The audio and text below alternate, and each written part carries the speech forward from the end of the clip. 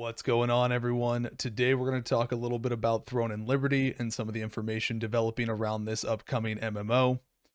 The third producer's letter has been released in Korea, and unfortunately, I don't know why we never get these reported to us in the West. They don't post them on the Twitter, the official Twitter account. They don't post them on the Western website at all, anywhere. All we have are news about the tech test announcements and welcome to Throne and Liberty, but we don't get these producers letters, and I feel like these are really important and we should get them because there's a lot of important information that is often presented through these, and it does affect all audiences of the game. So, hey, it'd be great if the Amazon side of Throne and Liberty could get these letters translated officially and have them posted on Western websites so that we don't have to go to the Korean websites and find them and get them translated ourselves. But regardless, there is a third producer's letter. We're not going to talk about everything in the letter, but we are going to talk about some of the key things in it. And that is, first and foremost, the launch showcase is happening on the 2nd of November. So that is important because there's going to be some key things that they present in that showcase that they haven't been able to answer over the letters themselves because they feel it'd be better to just show them visually. But this showcase, they have the trailer for it. So let's watch that real fast. It's just a quick 60-second trailer teaser. They'll have the full one on the 2nd. But they use this to show off, the world design a little bit, some of the world boss elements, some of the world bosses themselves. The world bosses do look cool to go to.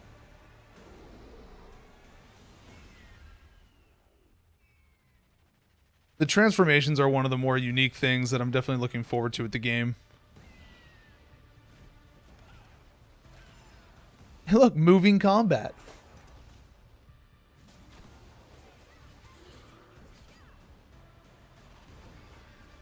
Yeah, the traversal abilities into the transformations, I think, is one of the more dynamic, unique elements with the game.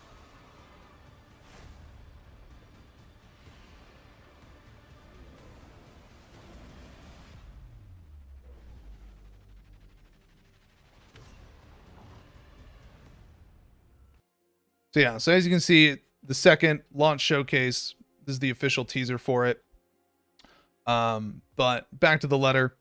So again, with this letter, they talk about how in their previous letter, the second letter, for those of you that don't know, the second letter, they talked about a lot of the system changes that they were doing, the combat changes, the removal of the auto gameplay systems, and a bunch of other things.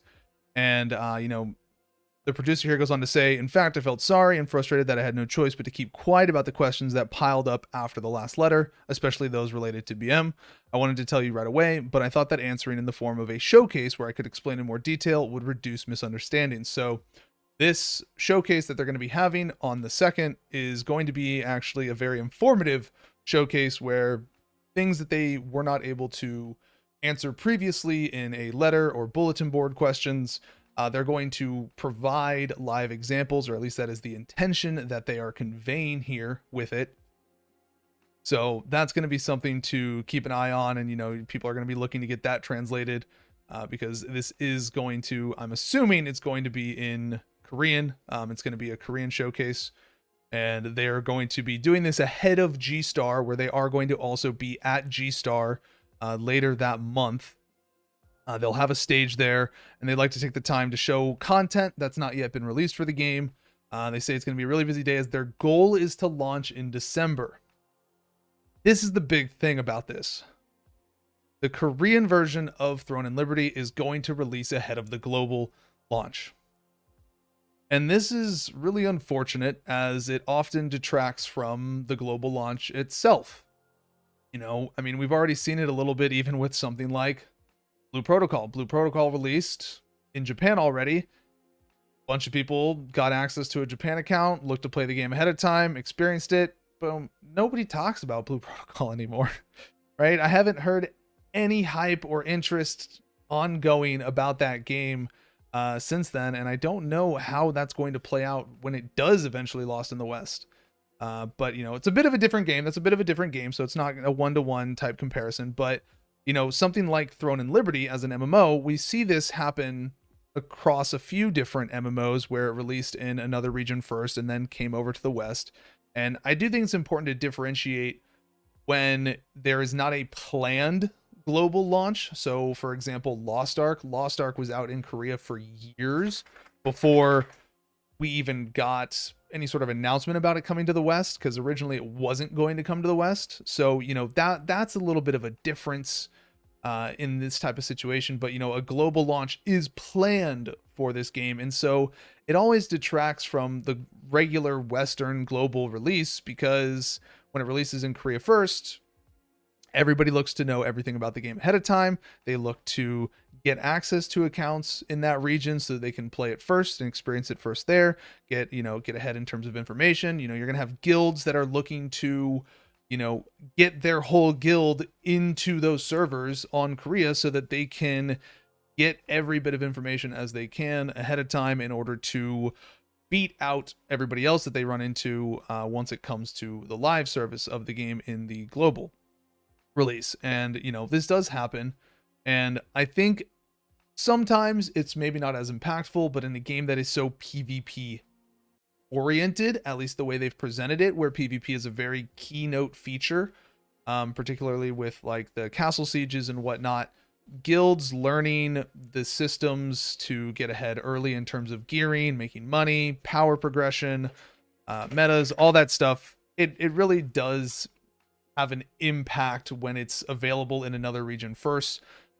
People being able to experience all that stuff beforehand and then translating all of that into the official global release to give them an edge, if you will. Now, this does mostly impact a smaller audience of people in that regard, but let's not pretend like the masses aren't the ones who are going to take to YouTube and Twitch and look for every live stream YouTube video, giving them every, top 5 things to do before it releases. Now that people are going to experience these things beforehand, the game is going to be flooded with guides and videos and metas and tier lists and weapon combinations, all this stuff before it's even out, before we're even close to launch in the West, because people are going to get access to the Korean version and they're going to look to do that and make content around that and provide all that information, and that information is going to be out there. And that's just part of how things are nowadays, unfortunately.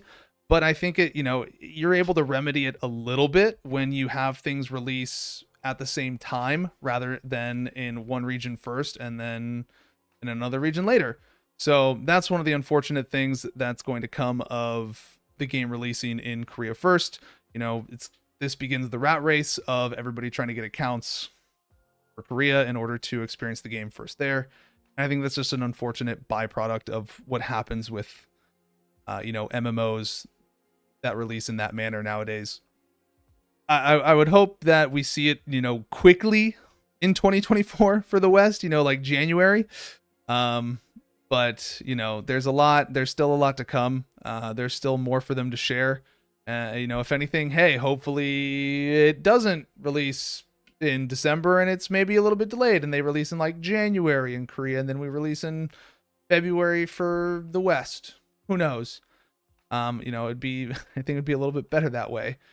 They're close to being done with the game though. Overall, they're just talking about in this letter, the general beta testing. The entire development team has been working on a very tight schedule. Knew from the start it was a bit unreasonable, but I had a strong desire to correct the unique charm of Throne and Liberty. From the time of launch, TL boasts a considerable volume of 2 regions, 2 large raids with completely different mechanisms, 19 regional events, 18 bosses, and 6 dungeons. So you modify one, things increase like dominoes. It's unfolded like every day. However, I don't want to, some of this is, because of, Google Translate is our translator. Both perfection and volume were the stubbornness of the development team who loved this game. We wanted to maintain.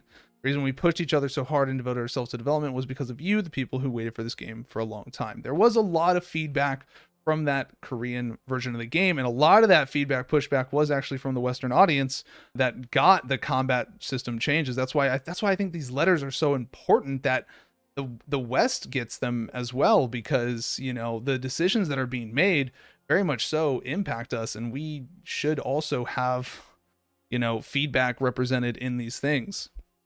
Pretty close to the release.